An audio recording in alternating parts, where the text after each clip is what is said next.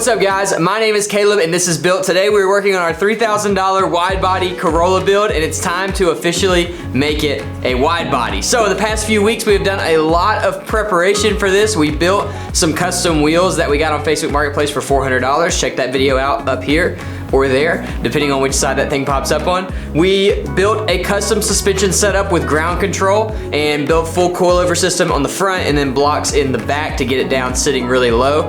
And then last week, while we were waiting on our fender flares to come in, we put a 1986 4Runner front lip on this thing and then a Mustang rear diffuser on the back, as well as repaired a little bit of rust damage on the back quarter panel. We got more rust damage to do this week, so we'll be doing that as well. But the big thing is this. Check this out. Look at this, dude. That is a 4-inch wide, classic looking JDM fender flare, and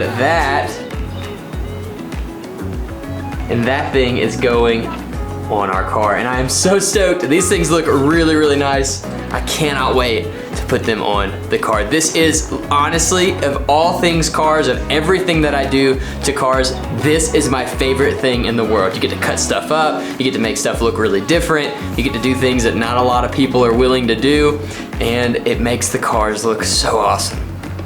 So awesome. So we're gonna do this today. I'm very excited, very stoked to get them on there. The first thing we're gonna do is just tape them up and just make sure that these fit our wheels. I totally guessed on this width, but there's like a 3-week turnaround on these, so I just guessed close and hopefully we're right. So we're gonna tape these up and see if they fit, and we'll go from there. I'll show you how I mount fender flares. Let's do it. So we are going to start with the front. The front is the most questionable to me because it stuck out further than I thought it was going to. So we're gonna throw these on and make sure they're actually gonna fit. Hopefully they're not too wide. You okay? Okay. All right, cool. So, here we go. Moment of truth. Did we measure correctly? That is awesome. Oh, that's perfect. Ah, that is so cool. All right, so here's the deal. A lot of times with fender flares, especially ones like these, people tend to mount them really low so you get rid of your gap. That's not the best idea. It just looks really goofy. And I found you can mount them too low, but you almost can't mount them too high, as long as you can drop your car down. I learned that mistake with the Audi. I mounted them way too high with the Audi and had to like build all kinds of stuff. So what I normally do is mount them even with the stock fender. You just can't really go wrong. So that's about the same as the stock fender right there. Maybe a little bit higher, but I think that's gonna be a good spot. Now, what I would like to do, we've got hardware right here for this front lip that we installed last week. What I'd like to do is cover that up. And this actually fits right inside of there. That was totally unplanned, but I'm gonna act like I meant to do it. I did not plan that at all, but cool. So we'll go right here with the fender flare. So we'll have to remove the fender flare. Uh-oh, somebody's hurt. One sec.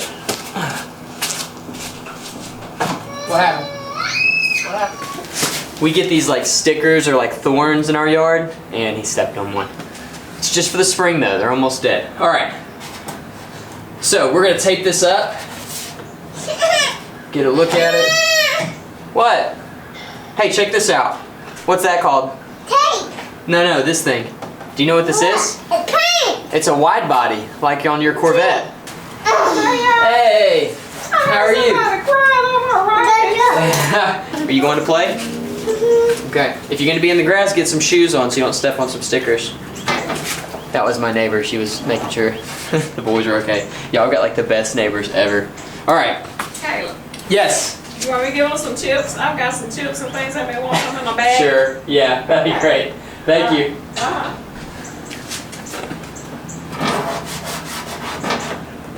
So I think what I'm gonna do is mount. I've got a mounting hole right here. I'm gonna go ahead and mount this in because I know I want it to sit right next to this front lip, and then I'll change it. Change the angle of it, and I'm gonna have to like kind of pull it in, and when I pull it in, it's gonna actually lift this opening up a little bit. Lots of changes are gonna be happening.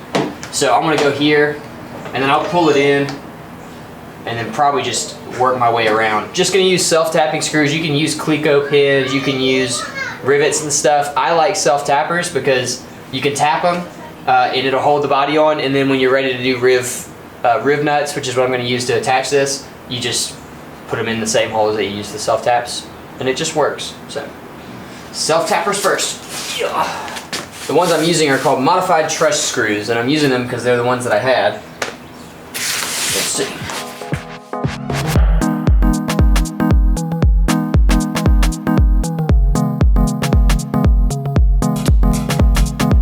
Another thing that I learned when I was doing the MR2 actually is you can take a paint stick and it'll kind of help you see if you're even with the actual fender line. I'm gonna go a little bit higher, but not much, I mean, just a bit.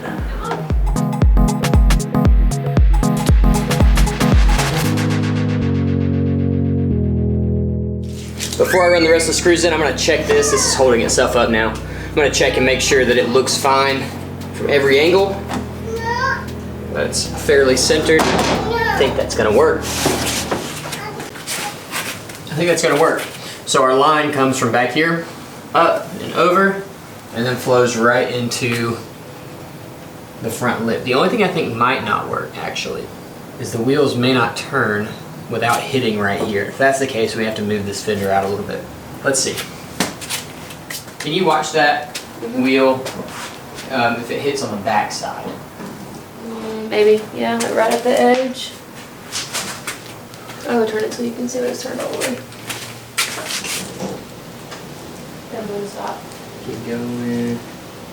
And stop. Okay. Bummer. Bummer. So I forgot to clearance the front wheels before doing all of this. It would have been really smart to clearance them before putting the front lip on, because now they're hitting the front lip. I'll show you. So right now when you turn this way, this comes in and wants to hit right there, which is so frustrating because this was working so well.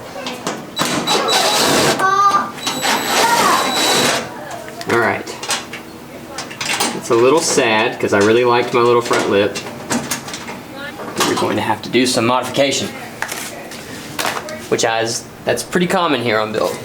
Ugh. So something I haven't checked yet is steering, which is really sad because it means I'm gonna have to cut that front lip, and I was really excited about how all of that flowed together, but it is what it is. This is what we have to do for wide body stuff. The first thing we have to do is we've got to make the wheels turn. If they can't turn, then we can't drive. So right now we're hitting up here and we're hitting in the back, which is to be expected, honestly. So I'm going to just cut enough away to be able to turn. Well, maybe not that much.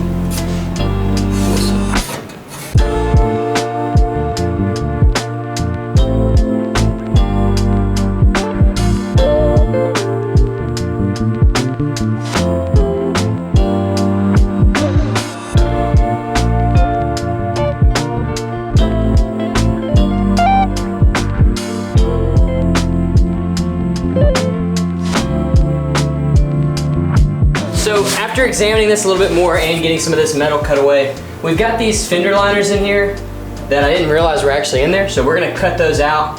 And then I think we gotta take a little bit more off the front and a good bit more off the back. Now the back is actually gonna be exposed, at least to an extent. Now I might make like a metal cap for that or something, I don't really know. But because I don't know what I'm gonna do with it, I'm gonna try to make this cut really clean. And we'll just clear out as much space as possible. The first thing I gotta do though is get these fender liners out.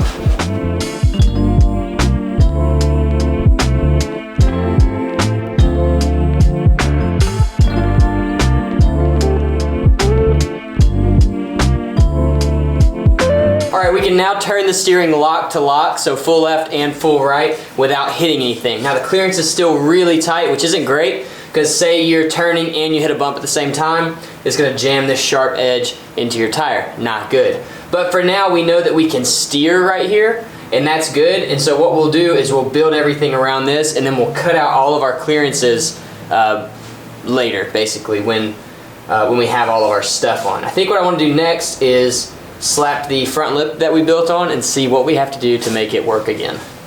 I'm going to throw this flare back on in the same spot.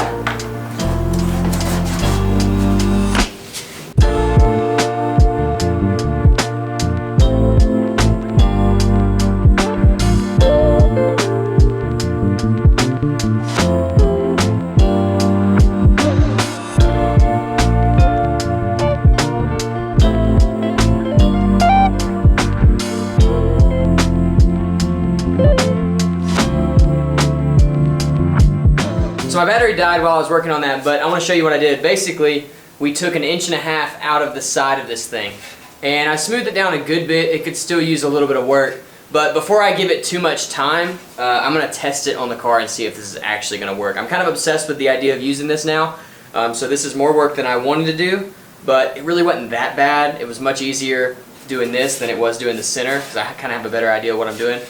And this one looks, this one looks a lot better too. So anyway, we're going to throw this on the car and see if this shortened version will work with our steering.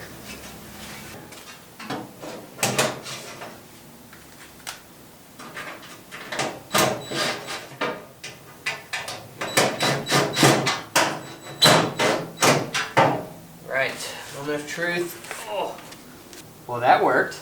Ha-ha! I know it worked because I cut right here, and now this is even with that cut. Let's make sure. Go full lock to the right. About right there. Oh yeah, that is awesome.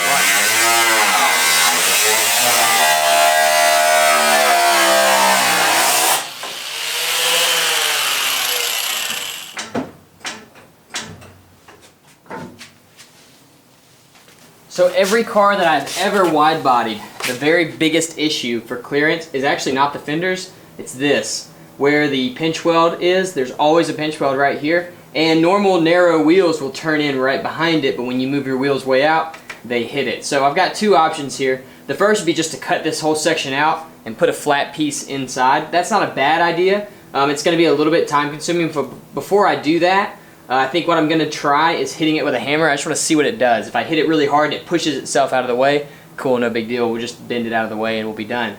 But if it doesn't want to go anywhere, normally this area is really strong, so if it doesn't want to go anywhere, we'll cut it out, kind of like in this area or something, and then stick a piece of sheet metal in there, weld it up. Ugh.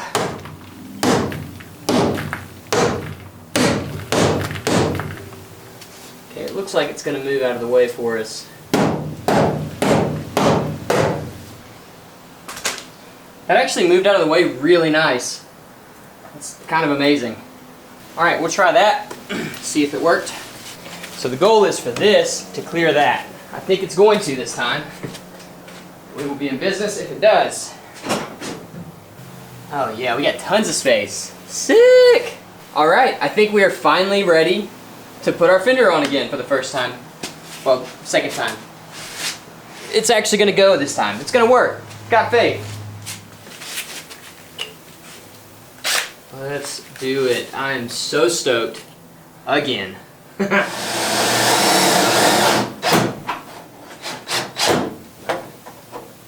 Oh yeah!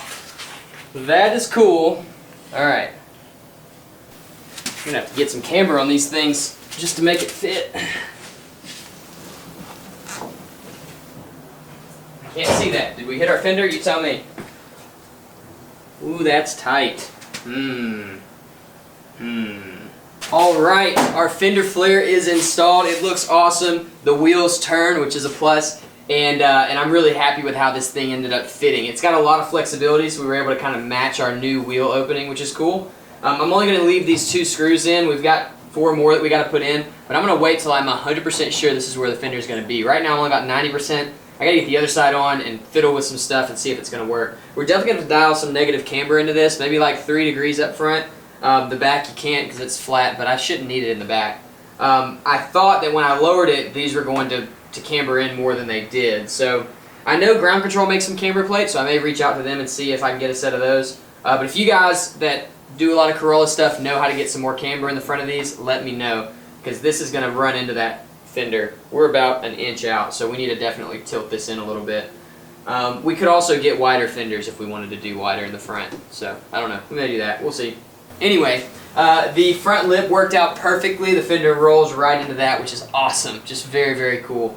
So we're going to go to the other side. We're going to clearance it out. We're going to hit it with a hammer a little bit. Make sure the wheels can turn both directions. And we'll install those fender flares, and then we can move on to the rear. Let's do it.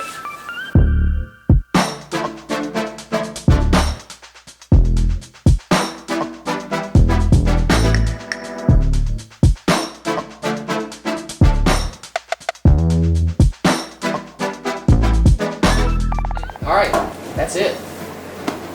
That's a wrap on the front fender flares.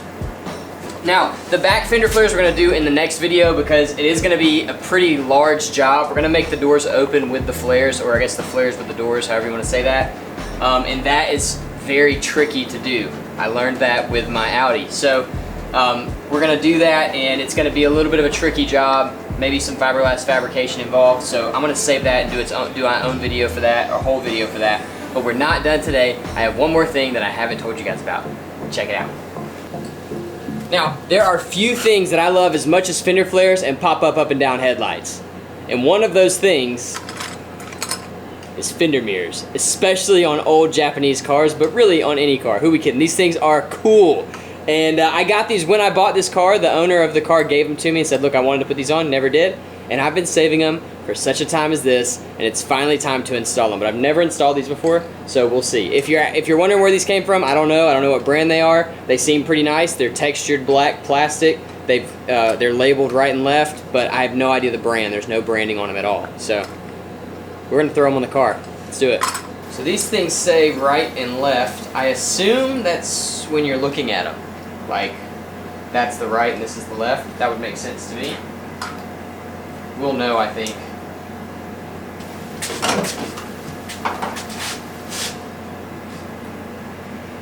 Okay, yeah, so tilt it out.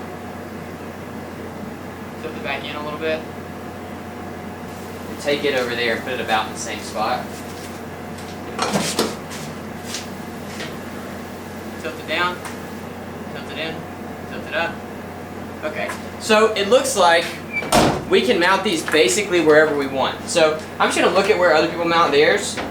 You see these a lot on, what are those cars called? I know this, 240Zs. This is very cool. It's very cool.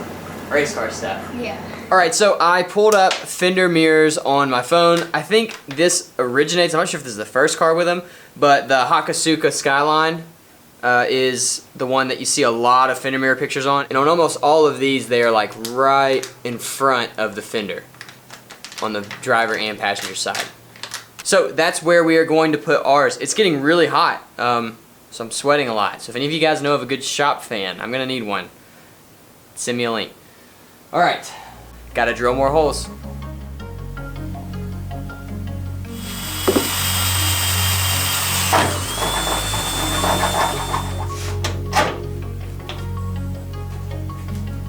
Something like that.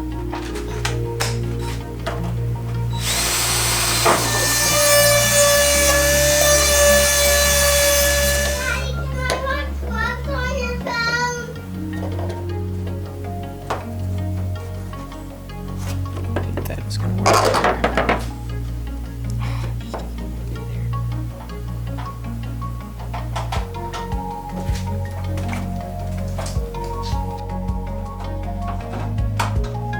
Alright, that is it. We've got front fenders. We are able to turn mostly. I do need to get some camber into this wheel. Right now it just sticks out too far, so when you turn in, it's going to touch right here, and then obviously it pokes out a good bit. So we need some camber to fix that. If you know how to get camber into these cars, let me know if there's a trick to it. If not, I'll just grab some camber plates and throw those in.